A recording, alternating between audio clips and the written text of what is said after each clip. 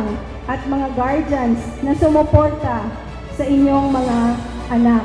Kung hindi dahil po sa inyong suporta, baka hindi naabot ng ating mga LETPASers ang kanilang tagumpay sa licensure examination.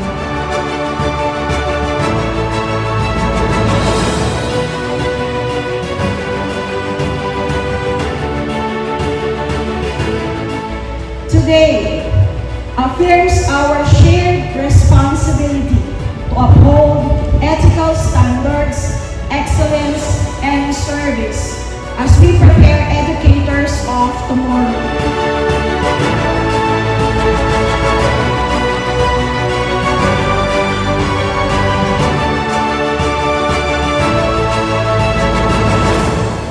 Thing which is sacred, the minds, the character, and the dreams of Filipino children. Bagamat maliit yung inyong pin na ikakabit sa inyo, pero it carries a great weight.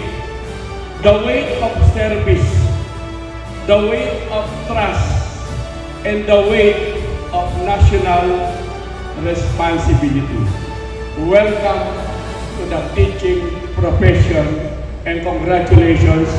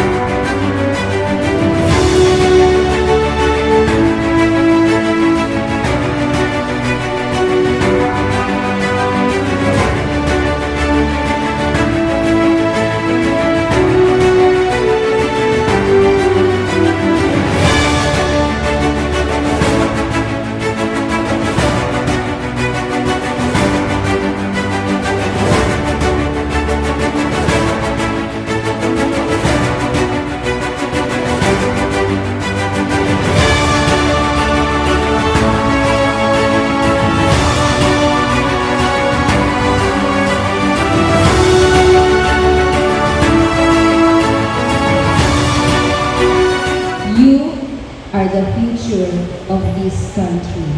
You should be a role model. Pakiulit nga po. Parang mahina. Every time that you are faced with challenges, always remember that you are a role model. So before it's too late, I'll take a step away. I know one word will make me go rushing back to you. I'll just shut my eyes, forget that you were mine. How do you go from making one your home and then just letting it all go? Let me take